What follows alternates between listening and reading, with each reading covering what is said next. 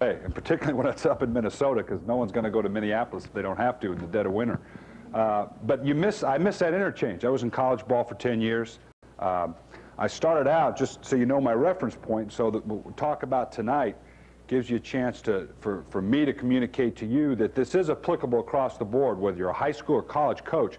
I've coached high school ball, I've coached small college, NAIA division, lower division 1A, upper division 1A, and in the NFL. And I can guarantee you, football's football. The fundamentals of what you're going through now, you're to be commended for being here in the first place, because a lot of your peers aren't. And this is the type of thing I know when I was coming up in the ranks, and my early years in coaching really made a difference, because that's where you can get a good interchange of ideas. Even if it's not wholly within the philosophy of what you're doing, there's always a different way to approach something. Even if it's not fundamentally in alignment with what you're doing, there might be just one or two things you can take from a clinic like this, whether it's just the way you approach it or a certain way that you verbalize it to your athlete that can make a difference. Now, I always get in a little bit of a quandary as to what to talk about when I come and talk to you about a clinic, because a lot of you coming from a lot of different systems, and a lot of things that we're doing, particularly in the NFL, may or may not apply to what you're doing based on the caliber of the athlete that you're dealing with, obviously, as compared to what we're dealing with. But there's one thing that always does come to mind. A lot of times I've been asked to talk because of my background. I spent a number of years with Bill Walsh when he first took over with the 49ers. That's where Coach Green and I hooked up together. I've worked within and taught that, for lack of a better term, that West Coast or Bill Walsh offense for a number of years. And whenever I've gone in and talked to a group, whether it be a clinic or they've had me individually to talk to their staff, I always felt like when they wanted to talk about that type of offense, that they came away or came out of the experience a little disappointed. Because when you look at it, and you look at the route combinations or the protections or blocking schemes, you come away going, well, gee, you know, I don't know whether they expected this some type of mystical combinations that no one else runs, or this new, innovative, unique way of approaching the game, and that's not the case. A lot of it are the exact same things that you're doing. A lot of it are the same things I was doing back in the late 70s at BYU, where I graduated from. Base football is base football. I've had the good fortune in my career, and I call it that because it's nothing that you can really design to say, I'm going to work for this guy or I'm going to work with that guy. But I've been really fortunate, starting out as a player in the NFL and then hooking on with some other coaches, to work with guys like Denny Green, Bill Walsh. On that staff was Bruce Coslett, Sam Weish, John Ralston. My days with the Cowboys when Coach Landry was there, Dan Reeves and Mike Ditka. Coach Edwards at BYU, Coach Scoville, who was kind of a mentor of mine through BYU and the Cincinnati Bengals and San Francisco 49ers. And the thing that, obviously you're talking about a number of different individuals with a lot of different approaches to the game and a lot of different personalities. But there was a certain common thread that came through it. And what I want to talk about now is not just game plan structure and what plays we run, and later on this evening after dinner, for anybody that's still here, we can talk about some of the specific fundamentals within the route package that we run. But what I want to talk about now is something that I believe in, and again, given the background I've had and the people I've worked with, is something I believe in as firmly and as passionately as anything I've ever learned. Whether it's the absolute fundamentals of the game, physical fundamentals, whether it's blocking techniques or route combinations, the way that you approach setting up your game plan and the larger picture of setting up the way you install an offense and install it from a training camp standpoint to a weekly game preparation to actually call it in the game is as important as anything that I've learned collectively from this group of individuals. And a lot, to be very honest with you, came from Bill Walsh's philosophies. Regardless of what you think of him as an individual or what he has done or what he hasn't done, you've got to give the devil his due. He's been successful.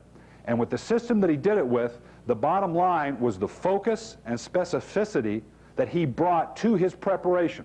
Again, I could put up every schematic of every play we ran with the 49ers, and again at Stanford, and now with the Minnesota Vikings, and you would look up there and say, well, that's all well and good, but you know, that's just base football. We all run that curl out, and yeah, we all run the zone technique, and yeah, the counter's the counter and the trap's the trap. But it's the focus that Coach Walsh, and I believe went back to his early days with Coach Brown when he was with the Cincinnati Bengals, that really set the tenure for what I think was the best of what Bill Walsh did. And again, I don't begin to speak for Bill Walsh. Again, this is obviously filtered through a number of different years. But let's just start with the overall standpoint. You're going to have a basic offense. I don't know if this bank of light should maybe turn down a little bit, Coach, so they can see the overlay a little bit better. But like everybody, you're going to have a base offense. Okay, now it doesn't make any difference whether you believe in the split back veer, whether you believe in the power I, whether you want to throw the ball 80 to 90% of the time. Whatever your offensive philosophy is going to be, it's going to be what it is. Now you go into a game and you're going to take bits and pieces of that offense and it's going to move around within the body of what you do as a whole. Obviously, you can't take an entire offense into a weekly game plan. That's fine, Coach. I don't need any more light. That's great. Okay? So you're going to take your game, your specific game plan, and from week to week, it's going to move around within the body of your entire offense. Now, once you get that game plan implemented, you're going to have the actual game, the game script. And ideally, this game script will fall within the body of your offense and with the body of what you've put together that week. And a perfect game plan is going to fit just like that. Now, we also know this is not a perfect world. More often than not, regardless of how successful you are, a game plan will a lot of times maybe overlap like that. You've got certain basic precepts of your game, of your offense, that maybe you didn't think were going to be important this week or weren't going to be viable based on the level of your opponent or what you'd planned on what they did defensively. But occasionally you get into the game and you go, gosh, I know we didn't practice it much this week, but the trap would have really been good. Or let's run that sprint out with the throwback to the Z. That's going to be, the way their corner's playing or whatever it may be. Now, occasionally, it overlaps like that because whatever you plan for the week, it ain't working. Whether you didn't play well or plan well, the players aren't playing well, you got to start grabbing shit out of your ass because what you planned on isn't going. And occasionally, we've all been in games like this, where it's going so bad, I know we've never done it, and I know it's not in the offense, but God, man, we got to do something. So let's do this, okay? Obviously, game plans like that you want to stay away from. But if there's a base premise that, and again, I don't mean to bring up his name in that fashion, but I think he does represent a certain focus to what I'm talking about, that Bill Walsh's philosophies are to bring as much focus to a specific game plan as you can. Now, why and how do you do that?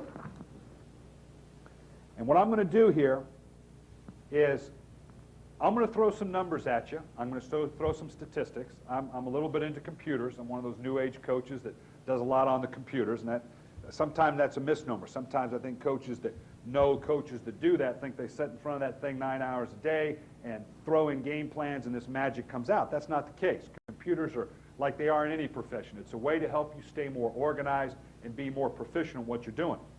But I'm going to throw some numbers at you here. And again, it's something I believe in as strongly as anything I've ever done. Afterwards, don't ask me for a copy of it because I'm not going to give it to you. If you're going to learn it, you're going to sit and you're going to write it down. I promise you if you'll take the time to write down some of the things that I'm going to put up here, and I'll try to highlight those things for you so it's not like you've got to hang on every word I have to say. But I think there's some things that if you give some considered thought to will help you. Now, in terms of game planning, and I'll bring it even more focused to sequenced openers, and we'll talk a little bit later on about the magical 25 openers. That seems to be a question that most people ask me. Well, how do you do that? How can you be that specific and sequence your 25 openers when you don't know what the first play is going to do, or the second, or where they're gain, or what the actual sequencing in the game is going to be? And I think I can show you with some specifics as to what we're talking about and how it can apply to what you're doing, regardless of the style of the offense that you're doing. Okay? Now, a couple base precepts that you've got to accept in this. One, decisions made in the cool and calm of your office during the week after thorough opponent analysis, always much sounder than trying to pull something out of your hat on game day. Okay? You have got to be focused with what you're going to do in terms of attacking a defense. We all know, and anybody in here that has called plays, know that there's no more pressured situation than that game clock clicking off and you trying to figure out what it is I'm going to run and what I should do at this time.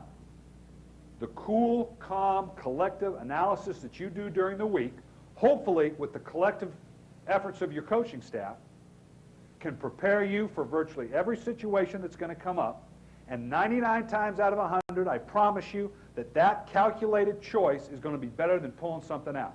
I spend a great deal of time in the off season analyzing what we do analyzing our base situations, what's run, what was calculated to run, what was actually run, and then there's always the miscellaneous stuff. A new play from the outside. This looks good. I saw someone do this, so I'm going to put this in. Or you called something you saw on game day, and boy, if we did this, okay, I'm going to go off script, I'm going to call that. And the amount of success with the miscellaneous stuff, and I'm talking over a 15-year period now, coaches, never matches up to that which was calculated during the week, decided on as a staff that was going to be the most effective, was scripted, practiced, and run in that situation, had nowhere near the success ratio as the ancillary stuff that you have to put into a degree. Now, by way of that, we're also talking about what that does is it allows you versatility without having to deal with a large number of unruly number of different plays. Many times people make the mistake of thinking that having a big offense or a multiple offense that attacks in multiple ways has to be this big. And now it's bigger than you can comprehend, it's bigger than you can impart on your players. But that's not the case. If you can bring specific focus to situations, whether it's open field, first down, second down, nickel, whether it's red zone openers, whether it's +10 offense, whether it's goal line, whether it's backed up, if you will bring specific analysis to those situations, you can now script for yourself as large a looking an offense as you want, whether it's a number of plays, whether it's a number of formations, and by bringing that focus to specific situations, it's not that large. Now, if you're trying to bring an offense that is multiple in both what you're running in formations and attack, and taking all of that offense into each situation, open field is the same as red zone, is the same as +10, now you're talking about an offense it's too large for me to comprehend. By isolating situations you will be in and determine what will be the best chance for success. During the week, you all spend countless hours looking at film, determining what it is that defense is going to do. If you've played this guy, as many of you will, within your own conferences or divisions, a number of times you get to feel a book on this coach or that coach, what he likes to do, when he likes to blitz, when he really comes into a man package versus zone package in the red zone. You get a feel for him. Use that analysis during the week. Decide what is the best way to attack what you know he's going to do, and be very focused on the best way to attack that. Now, that sounds like common sense. Well, what else are you going to do, Coach? But as we get into the numbers, I think you can see, and as you get into self-analysis, you can find where maybe you're having some overlap or maybe you're having some wasted time here that you could use in a better way. Determine the pass-run ratio you think is needed to win. Once you've established those situations and what you want to get done, if you believe in the pass game, if you believe in the run game, if you believe in balance, whatever it is, you take what's in your offense, you decide what's best for that situation based on what the defense does, and you make your mind up during the calm of the week. You practice those situations so the players know what to expect by situation, and you live with it. As opposed to saying, well, on game day, I'll decide on 3rd and 3 if I'm going to run or throw. 3rd and 3, interesting down and distance situation. I can show you 15 years of data. A true 3rd and 3, open field. Probably one of the hardest situations, just long enough. Maybe I can get it run. Maybe I can pass it. Do I want to play action? It's tough on the defense to get a book on you because you could go either one as opposed to a true nickel, as opposed to a 3rd and 1. And I've seen game plan after game plan where coaches go in with a 3rd and 3 or 3rd and 2 to 3 offense, and they got 8 plays for 3rd and 3. We'll do this, and then this, and then this, and then this. Okay? You're going to be in the open field in a true 3rd and 3 one time a game, period. One. If you double that and break the odds, twice. Okay? Why do you need 8, 10 plays for a situation you're going to be in one time if you'll do your homework, recognize what this coach likes to do in that situation, match up the best thing that you do, and now the players know and can expect in that situation what's coming. They have the confidence that they've run it and that you've got something for that situation and that they can implement it on game day. It gives the coaches focus as to what is being run and what to watch for. One of the most integral things we do at my level is to utilize your talent. Okay? Coach Green is not one to inject himself into the offense a great deal. But if it's 3rd and 5, and Steve Jordan or Chris Carter are standing on the sideline next to me, on Monday I'm going to get one of these from Coach Green. And it's going to be why in a crucial point of the game were your 2 best players on the sideline. Okay? I know you may think you're a good coach, but games are won by athletes, and I want my best athletes on the field. It goes likewise for your coaching staff. I know a lot of you probably, whether you're head coaches or assistant coaches, feel like you've got some pretty good coaches. We had last year Tom Moore, who's 13 years in the league, 2 Super Bowls with the Pittsburgh Steelers. We had Dick Corey, who's been in the league for about 17 years, been a coordinator with the Rams, with the New England Patriots. We had John Michaels, who was our line coach, 26 years in the NFL with the Minnesota Vikings coaching the offensive line. That's a lot of experience. It would have been ridiculous for me to go into game plan preparation and exclude those individuals from what we're doing, thinking that I have the answers, or worse yet, get to game day, and with all the pressures going on, and the clock going out, and the fans are yelling, and your ass is on the line, to think that I more readily will have an answer and can see more than these individuals collectively. I call the plays from the sideline, not unlike a lot of you, particularly in high school. A lot of coordinators go up in the booth, but it doesn't make sense to me as a coordinator whose job is to do just that, coordinate the different elements of an offense to get the play called, and therefore if I do it from the box, I've now got these gentlemen who've got a tremendous amount of experience, usually on the field, picking their nose. Because as you know, you can't see much from the field level, and there's only so much interchange you can get from that position. I would much rather have that experience up in the box, looking at what they are specifically slotted to look at, and then communicate to me, not just haphazardly, run the trap, run the counter, run this pass, run that pass, but by being intricately involved in the game plan, knowing specifically what's being called next by situation, that they can then have the input that if we've got this run play, that run play, and the third run play up in base offense on first down is going to be a counter, and my line coach doesn't have to guess that's what I'm going to call. He can watch the point of attack leading up to that time, and if he feels the need to then come to me in between series and say, Coach, I know the next run-up for you is going to be the counter, but I don't think it's going to work because we're not getting enough push by the tackle and the tight end. Or we can't run the zone because the backside guard and center aren't scooping up into that weak side linebacker. Because he knows what's coming, he's been made part of that decision, and now that's a very calculated, analytical way to change a play, as opposed to what normally happens is you run the counter. Coach, I knew the counter wasn't going to work. Well, you might have told me that before I called it, might have helped a little bit, but the only way you can implement that is for them to be integrally a part of the game planning and to know within reasonable amount what's going to come next in the play calling. Okay, having that kind of specific focus also clues your quarterback in and provides a real easy rhythm for the game. It's very important, at least at our level, that there's a natural rhythm to the game. The players are coming out, in and out efficiently. The quarterback is anticipating what's being called next. He knows by personnel formation what plays that's going to go with. He's got a nice natural flow. Things are coming out evenly. You've got control of the line of scrimmage if you want to screw around with the audible count or the hard count and trying to draw them off sides. Everything flows smoother. There's a great deal of confidence that goes with that. But it only comes with them not only knowing what plays are in the offense, but what sequencing they can expect. It allows you to make full use of formations and personnel. If you're like me, initially you come in and you go, I want to do this. We're going to run this play by this formation, this formation, this formation. You get into the heat of the battle, and all of a sudden it gets shrunk down into a very set pattern that you're used to doing. And it is that set pattern because you're successful with it. You come back to the things that you know you do best. But all week long you said, we've done this so much out of this formation, I really think this play would be a nice counter to that. Because they're going to be so focused in on this that we'll do that. But in the heat of battle, it's hard to come back to that unless you've got it specifically scripted for a situation. One of these further down in here, in your openers, if it's loud, it makes you successful. There's a lot of confidence. I'm not very good about specials.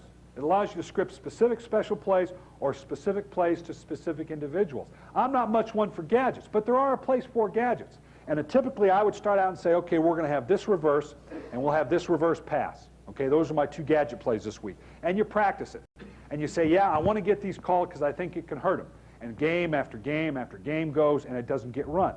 And I found that if you really believe in it, you've got to isolate when is the reverse pass going to be good. Is it first possession, all of a sudden they get a fumble or an interception, and you're on their side of the 50? If it's the second or third first down, in a series because you've lulled them to sleep a little bit. You've so totally neglected special plays that you're going to open the game with it. But if you can give kind of specific focus as to when you want to run that play, it will get run. Now, whether you don't want to run it or whether you want to run it, that has to be decided during the week and try to pick your spot for it. The bottom line, and Bill Walsh will tell you this is the number one thing he'll tell you time in and time out, you've got to live by the written word. I'll promise you, if you do your homework and you analyze an opponent properly and you'll stick by your script, that the amount of success you'll have is exponential compared to all of a sudden you going offline, you going off script thinking that you know something. Think about it. How many times have you gone into a game where an opponent has been 180 degrees opposite of what you expected and maintained that through the course of the game? Now, they may come out and give you a new wrinkle, a new front, a new coverage, maybe a blitz you hadn't anticipated. But he's a creature of habit just like you are. And unless it just so totally devastates you and caught you off guard to where you can't deal with it, that thing will go by the wayside as you continue to get into the game. So what you have planned on during the week, for the most part, is going to be what you're going to see in the game if you do your homework. Now, this is something you want to write down. I want you to look at these numbers, and I'm going to leave it up there a while. And I want you to take the time to run it down. Now, this is in the NFL. For the college game, the differences won't be worth mentioning. From the high school game, to be honest with you, I'm not sure how applicable the exact numbers are, but the ratios will be the same.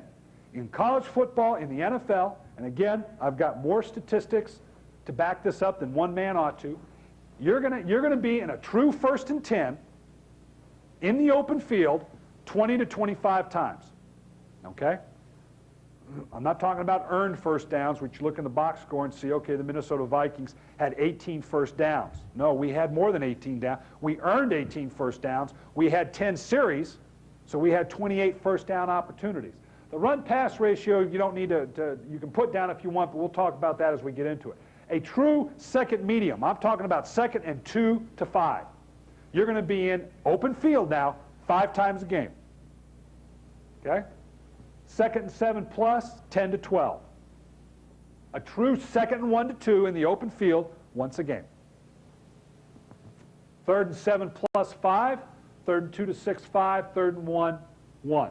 You can see the other numbers in here. This ratio in college ball comes down just a little bit.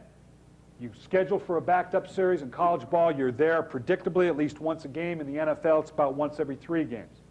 Now, as you look at these numbers, use those as a guideline. Go back 2, 3 years, whatever you've got data on. And if you can break it down, there's no reason, particularly with the age of computers now, and if you don't know how to work one, I guarantee you there's somebody on your staff that does, to use this to help keep track of yourself. I promise you, you're going to find that your numbers, although the numbers may not be exactly the same, in college ball you average about 72 snaps a game. In pro ball, it's about 64 to 66. In high school game, I couldn't tell you. That's something that but the ratio of numbers are going to be the same. I promise you. Now, there's a margin of error. And yeah, there's a given game. Well, son of a gun, you come up and you were in 3rd and 1 3 times. But there's games you get in where you're not in a pure 3rd and 1. For the average, you're going to be in there 1 time a game. Okay, now I want you to keep these numbers in mind because I'm going to give you another one here that get at the heart of what I'm talking about. Okay, I'm in your way here. Now, what I'm going to talk about next is I'm going to put up a schematic. Now, if you take these numbers, and I'm getting at the heart of the magical 25 openers. How does Bill Walsh or anybody else come up with these magical 20 or 25 openers?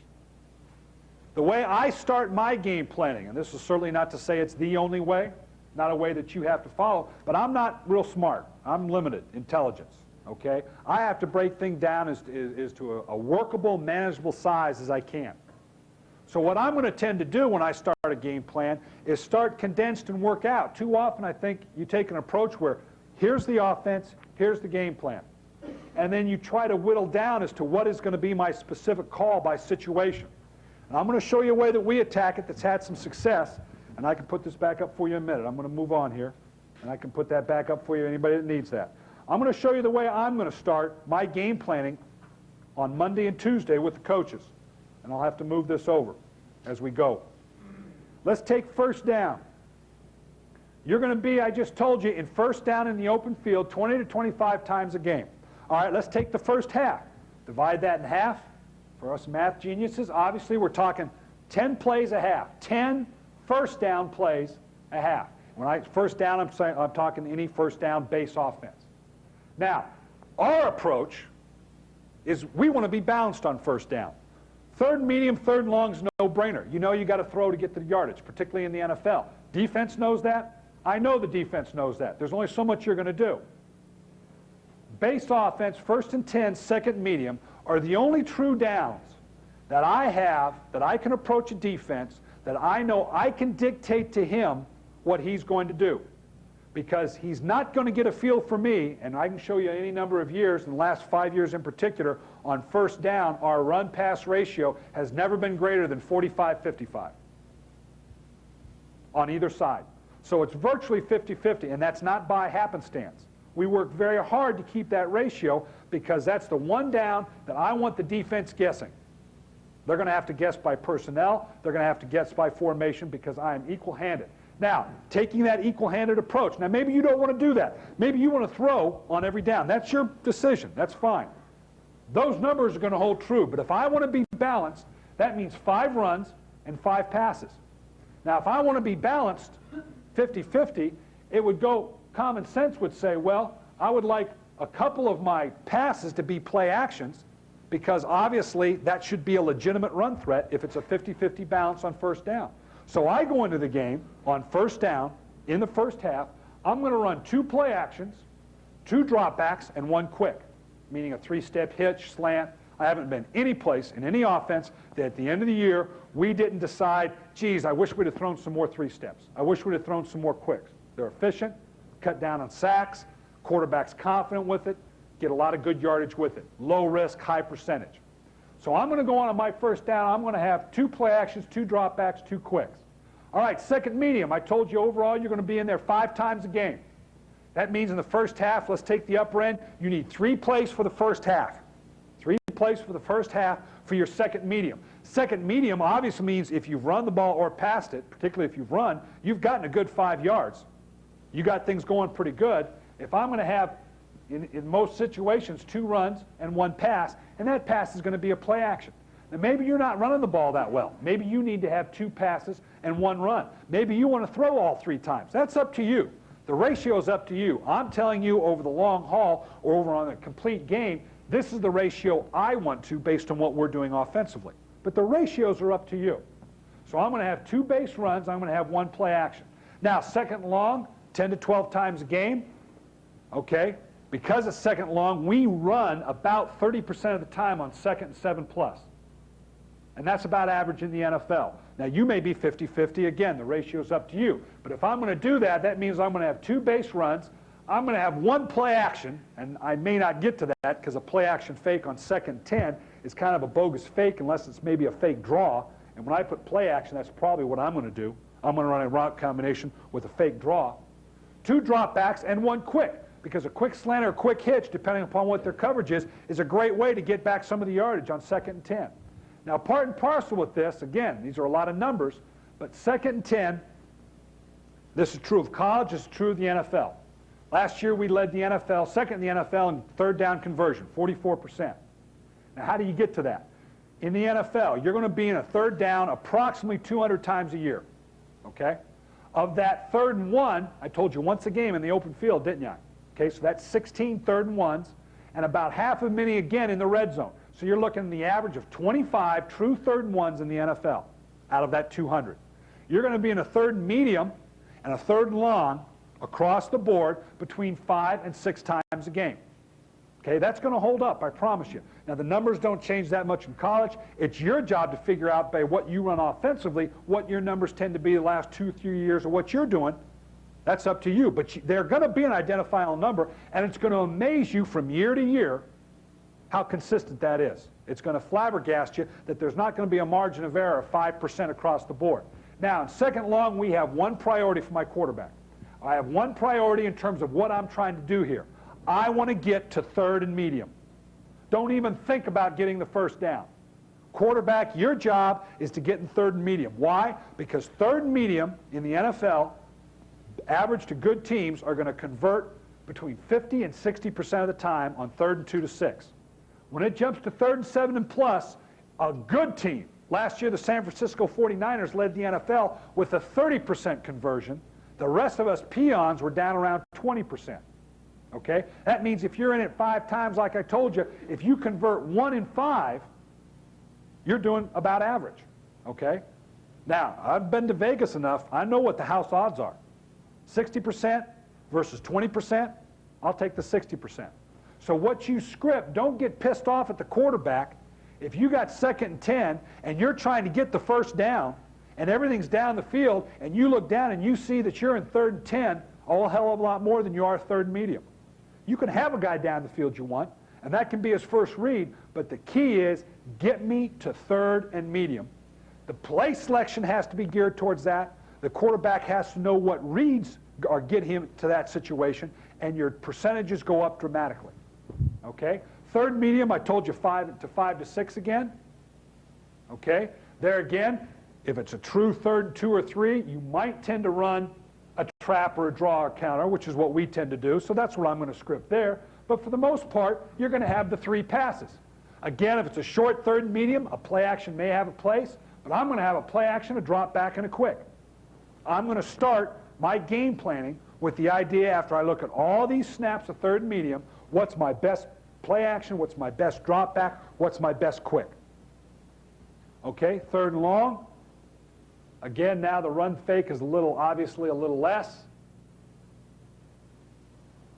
I'm going to say 3 plays to the half. You might have the draw in there or whatever was in your 3rd and medium, but for the most part, I'm going to have 3 drop back passes.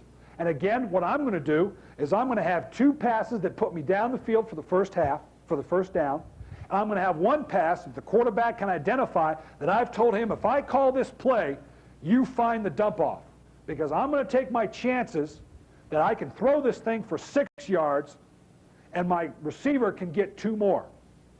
And that's what it's designed for. Because you're not going to live very long in the NFL throwing into the teeth of a zone defense on 3rd and 10 when everything they're doing is basing on keeping everything in front of you and keeping you short of the first down. Now, 3rd and 1 to 2, there again, I told you 1 per. I'm going to have 2 plays because I'm going to take my 3rd and 1 package in right from the get-go. I'm going to have 2 plays, my best 3rd down run, and then I'm going to have a pass for each. And these will usually follow over from here. I may decide, since I've got quicks in my base package, that's always up, I can just pick one. My straight drop back would be a 3 receiver or 4 receiver. I don't care if he knows I'm going to throw for it. All I need is 1 or 2 yards. And my normal play action is going to come off a 3 tight end, bunched up, smash ball, first down, and I'll try to dick him at that point. And that will carry me for the entire game. Now, so what does that mean as we game plan? Let's add those up. I'm talking about base offense now, not red zone. 10 runs, 5 play action passes, 5 dropbacks, and 3 quicks. Now that's a workable number to me. Now that 10 runs in my base run don't mean they don't have to be 10 different runs. I'm going to rely on my running back coach and my line coach to tell me what works against these guys. Coach, the zone play and the counter is going to kick the shit out of them. Okay, let's put 3 zone plays up out of different formations and 2 different counters. Okay, and we're also going to have a trap, and we'll also have the sweep, and we'll also have the, whatever it may be. You may want 10 different plays. And I'm going to sequence those. Okay, I'm going to label them 1 through 10. I'll show you my game plan here in a minute. And that's the order I'm going to take it in. Not only because that's the way we're going to teach it, but that's the way that the coaches know it's coming. They can specifically watch for whatever it is they're watching for, and now they can intelligently tell me, Coach, you were going to run such and such, but do this instead. That also doesn't mean that if I gouge them for 5 yards a shot on the first 2 zone plays and the next play is a trap, that I'm not going to say, screw it, I'm going to come back to this zone play. Okay, that doesn't mean you don't have that kind of freedom, but at least it's an educated process. Now, you tell me out of an entire offense to come up with 5 play-action passes, 5 dropbacks, and 3 quicks, I can be pretty focused. What I'm normally going to do is connect these run formations with my play-action passes as well. Have one play off the other. So if I know I'm going to run a zone play at a 2 tight end spread and at a 3 wides explode double right spear, okay, and I have 2 backs, 2 wideouts, and a tight end, and go stem, split right, then I'm going to work my play actions off that as well. I'm going to work a play action off that zone series. I'm going to work a play action off the counter that my line coach thought was pretty good, and I'm going to run a play action off my trap. And now it's quickly identified. Now I've got my base offense. I know what we're going to open with. I'll script it the same way, and now knowing that I do have to play a second half here, we'll base that offense and expand it out from that initial focus that I had. Now, let me share with you a way that we'll approach it. Coach Green, all of his experiences with Coach Walsh, this is a typical game week for us. And what you'll see is very specific attention by periods to down and distance situations. On Wednesday, we'll have a walkthrough. That walkthrough will be a specific 1st and 10 and 3rd and 6 plus, meaning 3rd and long. You have your individual periods. You have periods that you work against yourself. The beauty of this system, and I don't expect you to incorporate totally this and change whatever you're doing, but it's something you need to consider. We have to in the NFL. You're going to have to in high school football and college football for a couple reasons. Men, the day is past, the old days, where you had unlimited numbers on scholarship. You had unlimited time. That's changed. They're cutting away at us with every passing hour. They're cutting away. In high schools, you all know that your numbers over the last 10 years have steadily shrunk. At least every state that I've been in. Some dramatic, some not so dramatic. I was at Stanford University. Inter schools in San Francisco had to scrimp hard to get 15 and 20 guys to come out for football. Some of the suburbs, obviously, a little bit different. But with the numbers that you now have, even in college, the days where you can just say, okay, here's a prep defense, here's a prep offense, or offense, you go down and you practice for an hour and get as many repetitions as you can, can't do it. You don't have the numbers, you don't have the time, and you've got to maintain the interest of your athletes as well. Coach Green runs our prep offense and defense. And he does that for 2 reasons. One, those guys respond a whole lot quicker to Coach Green than they do to me. You say, Chris Carter, come in here, you got to run a play for the defense. He runs in there and runs it when it's the head man telling him to come over. The other thing is that does for Coach Green, it gives him a specific feel for analyzing what we think a team's going to do against us offensively and defensively. But you can see in these numbers, they're very specific in terms of down and distance by team. We did this exact same thing at Stanford University. We didn't have a prep team. It was offense against defense, typical period like you can see up here, 7-on-7. Defense gets 6 snaps of 1st and 10. Then offense gets 6 snaps of 1st and 10. Defense gets 4 snaps of 3rd and 5 or 3rd and medium. Offense gets 4 snaps of 3rd and 5. Now what that did was meant you're going good on good. There was the intensity was picked up because the head man's standing right there. Now the key to this though is you've got to be specific. You're not going to get umpteen numbers. You just can't say, well, we got this play down because we took 40 snaps of it. There comes a point of diminishing returns. You all know that. How many times can you take the SAT before diminishing returns? They say between 2 and 3 times. The same, man, you can run a play 5, 6, 7 times. And after that 2nd or 3rd time, there are diminishing returns. Now, given the numbers I've just given you, we have this board up in our office. It's cemented, it's carved out onto our chest, or onto the one of the grease boards. This is the number of snaps, 1st down, base offensive snaps, I get a week against our defense. As I just wiped out the microphone. Okay? I get 15 snaps of walkthrough. I get 30 snaps of team. The darkened area is pads. We go in pads 1 day a week. Now, I'm not telling you to go pads 1 day a week. I'm not telling you to change your practice. I'm telling you to recognize how you practice and attach a specific number of plays that you can expect to get during the week. Now, what I'll do then in each of these situations, and there's the base offense, there's the red zone, nickel, short yardage, goal line, backed up.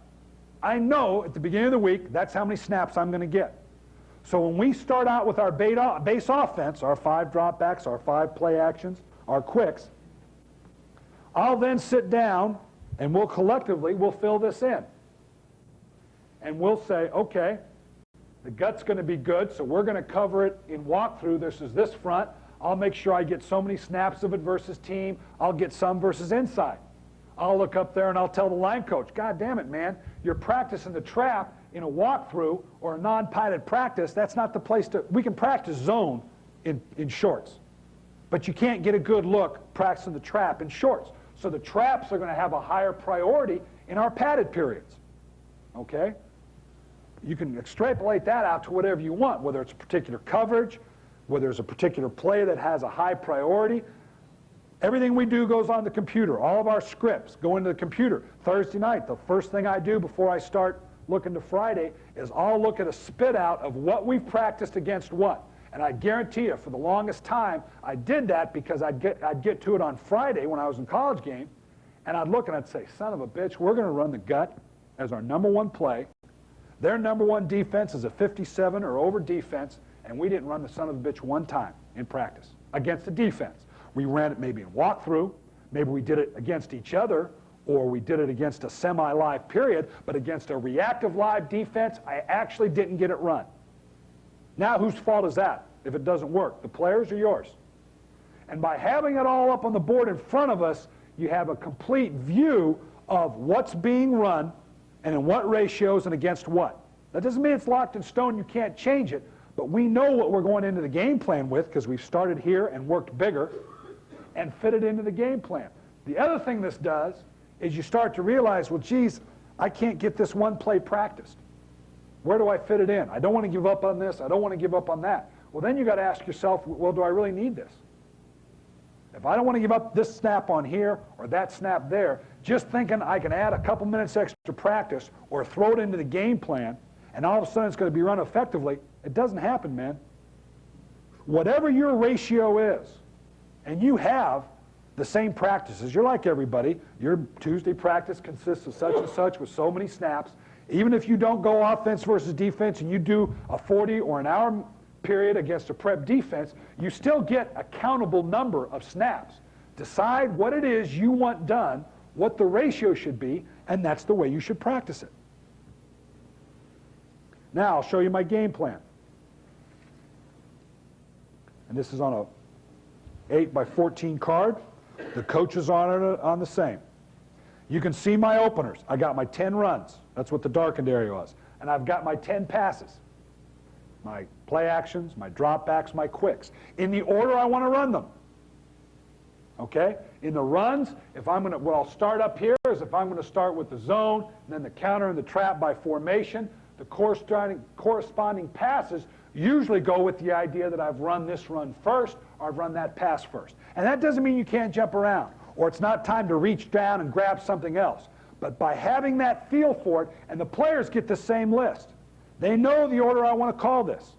And there again, they get into a rhythm. They get into a feel for what's being called, and as you move down the field and you're successful with it, it breeds a great deal of confidence because they know what's coming and they know it's kicking their ass.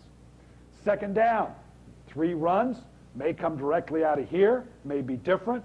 My base passes, my second medium passes, that's going to be the 2 play actions and the quick, okay? Or whatever ratio you decide on. Short yardage, the true second one, which you'll be in once a game. You decide before the game, is this a good enough team? And it's going to be that close, and I've been opened up as the coordinator at Utah State against Nebraska 3 times, man. And you talk about a mismatch, and you think about, well, what can I do to make a difference in this game? Because game time, I believe in my heart that we could beat them, but in the cool calm of the off season, I can admit to you right now, we won't get our ass kicked, and we did. But if it's a team like Nebraska, second one, I got no business running just to get the first down. I got to make something happen. So this week I decide second one's got to be a big play. I'm going to throw it down the field. I'm going to run a trick 'em. Okay? Whatever it is, whatever your mentality is, identify it, have a specific play. The players know it's coming. They've practiced it. They know the situation. The quarterback can probably call it without even you sending it in, and it's got a higher success ratio than if you don't. The third and medium, I break it down to 3rd and 2 to 3, the little bit longer 3rd and 4 to 6, the true 3rd and 2, which which is some kind of, I call it short. That might be something that is just long enough that I want to give the appearance of a run, and I'll sprint out, let the quarterback run for it, and drop it off. And these things get filled in very quickly during the week. My game plan, every script for the entire week, our players come in on Monday, short run around, I look at film. Players don't come in on Tuesday. All day I'm looking at film, putting the game plan together, meeting with the coaches. By Tuesday night, the game plan, this board is filled out, done. Every scripted play for the entire week is done. The cards are drawn up, okay? If this is done, then this is mostly done. I know the order that's going to fill into, and I step it piece by piece. I put it together. By the end of the week, this thing's filled out totally. And now you might move it around and say, yeah, we weren't running this quite as well as I'd like, so I'm going to drop this down, and I'm going to make this a little higher up. And you move it around. But now everybody's got a feel for where the game plan's coming down. The coaches know the sequencing that you're coming up with. Everybody's got their assignment. Everybody knows what's being run, the players included, and they have a great deal more confidence with it. Okay? I'll take it one step further. In training camp, this is the thing coaches told me when I went into the NFL. Oh, boy, wait till you find the difference between college training camp and pro training camp. I'm here to tell you there's no difference at all. Just like you. How many practices did you get before your first game in high school? Anybody? From the minute your training camp started, your preseason, to your first league game. Isn't there a set high school you're allowed so many practices? 20, 25 practices is what it used to be. In college, they very much put parameters on it. You're going to end up with between 20 and 25 practices. In the NFL, between training camp opening and our first preseason game, now we get preseason games, but it's still a game, we have between 20 and 25 practices. It all equates to the same. We took the exact same approach at Stanford that gave us 20 practices before our first opener, and we take the same practice with the Minnesota Vikings, and if you'll look at these numbers, they'll have some interesting ratios. I told you you're going to be in a third medium and third long approximately 5 times a game. Over 16 games, that equates out to about 70 to 80 plays. You can see over these, in this instance, 18 practices, a total of third medium and third long, I get 68 and 66 snaps equally. And based on the total percentage of the plays that I can practice against an active defense in those 20 practices, the ratio comes out the same as it does in the game plan. That's not by accident. So you can take it even that far if you want to. And you know the easy part? You want to know what to practice? Okay? You got, what, 10 games in high school? I just told you 5 third mediums. That's 50 third mediums. Go back, take the list.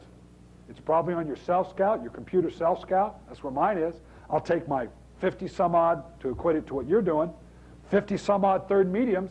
That's what I'm going to run next year, man. It's what you ran last year. It's what you ran the year before and the year before that. We're all creatures of habit. Now I'm going to take that list of 50. I'm going to say, this wasn't good. This series wasn't good. This series was. So I'm going to run a little more of this series. And I think this is good because I went to some clinic and that self-righteous son of a bitch from Minnesota convinced me that we're going to run the Dodge. So I'm going to start running this Dodge series that we're going to talk about tonight. But now it's a prescribed play. This is what I'm going into, third medium. Now, during my 20 practices of preseason, how many snaps am I going to devote to third medium? So which of these am I going to practice? Now you've got it. Now, boom, it falls right into place. Now you come to game week, and you're preparing for the third medium part of your offensive game plan. You got the list. Take the 5 you want. Take the 5 best. You can break it down any way you want. These are good against 2. These are good versus 2 man. These are good against man. And take out, it's already done. The amount of time it will save you during the week and the confidence you'll go in with it is unbelievable. At least it has been for me. Makes a world of difference. Okay? Now, let me recap for you. I'm going to go over a little bit. I'm going to put some film on for you here. I'm going to put that one more schematic up just to make sure you all got it.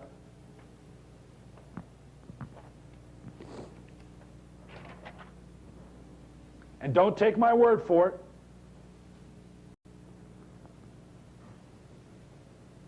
If you don't have a computer, get one.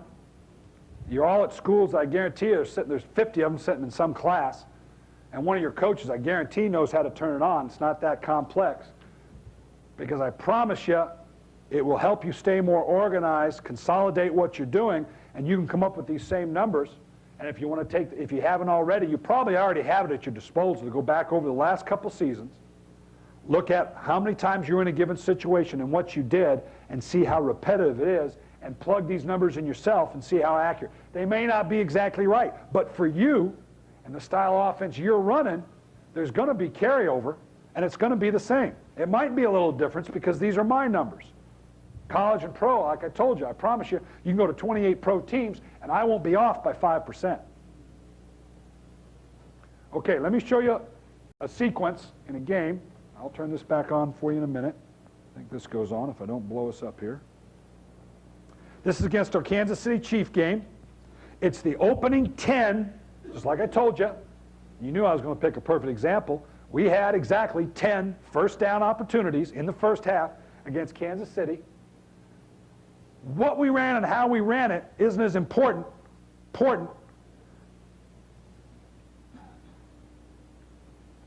Oh, let me shove that tape in. That would help. I just want you to see the sequencing. I want you to watch what plays are being run, if you can, what ratios, and look at the similarities in formation. Okay. Okay, we call this explode trips right. This is the first down game of the first down sequence of the game. They don't all work. Explode, vice right whiz, opened with a toss. Okay, got a couple yards, not great, but I'm not fired yet anyway. Okay, same kind of little action. Start with the trips, explode out into a double. It started out looking like the formation you just saw initially. And we're running a three-step. We call this option 10 hitch or option 10 seam. Fades on the outside. Inside receiver doesn't do a very good job, but that's beside the point. Here's my quick. I told you on first down I was going to have one three-step scripted up on first down.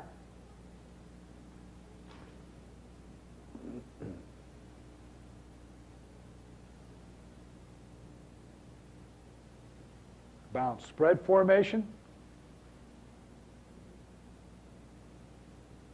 Run a tackle trap here, ends up bouncing outside. We're a big trapping team. Okay? So we've run a toss, we've run a trap, we've run a three-step, we've run some.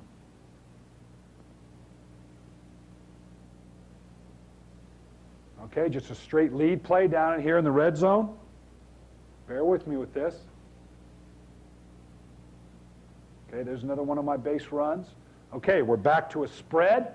That's the formation we ran that tackle trap out of. So now again I packaged a base run. Now I'm going to have a drop back out of it. Or excuse me, that comes up later on. We run this just straight zone out of it as well. Okay, so we run the zone play from that formation. Okay, I'm back into that spread formation again. Could be any formation. This week we just happened to feel like spread was going to be good. So I had a trap, a tackle trap, a zone play.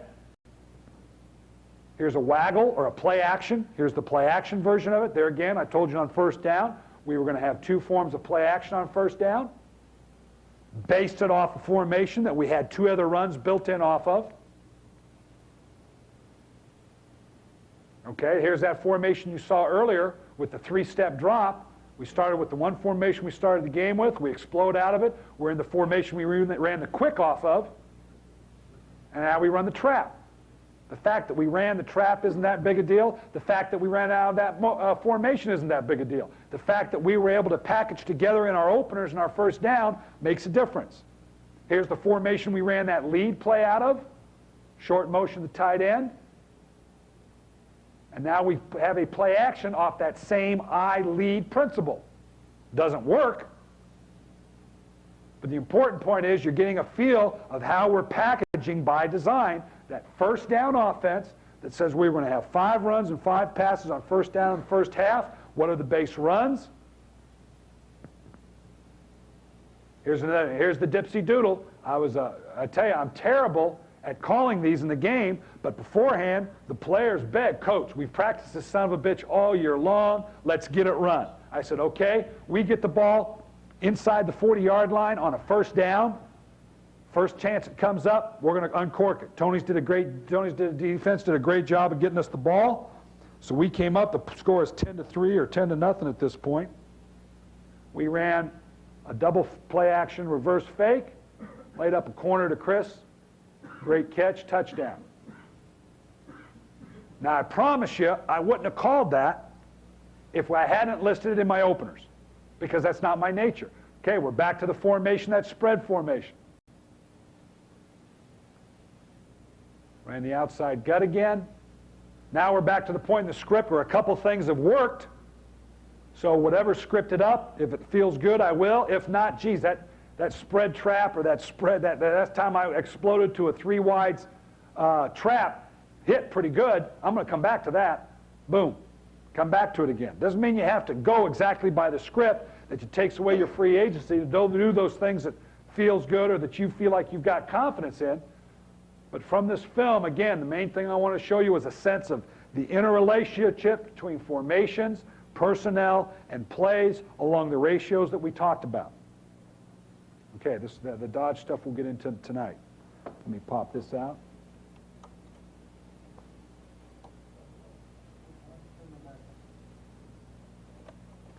Okay, I'm going to put this up one more time. Last chance.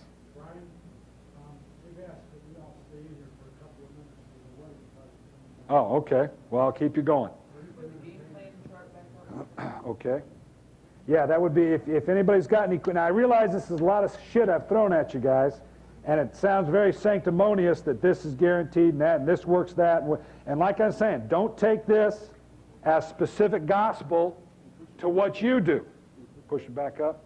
What I'm telling you is, take the concept of rationed, ratioed offense to what you do, take the time in the off season to examine what it is you do, what you've had success with, extrapolate it into an entire game plan with extreme specificness, okay? And you can see with these numbers, I know right now the initial reaction is, boy, how can you handcuff me that way? How can you know it's going to come out laid out exactly in that order? Or how can you limit yourself to just this number of plays? How can I go in with only 5 plays with second and medium? Well, yeah, you go in with 5, maybe 6, whatever you're comfortable with, but go back and look at what you practiced. If you keep such records, and you should, look at what you practiced. Pick a game out. Look at everything that you practiced, look at what you ran. There should be about 10 to 15 to 20% overage. That's okay, that's going to happen. But what you're going to find for the most part is the number of snaps that you have, there's going to be closer to 30 or 40% overage. There's going to be 30 to 40% of what you've practiced during the week that you don't get to in a game. That's not being fair to your athletes. You owe them more to be a little extra time, a little extra analysis, and determine what it is you're going to do by situation and practice it that way.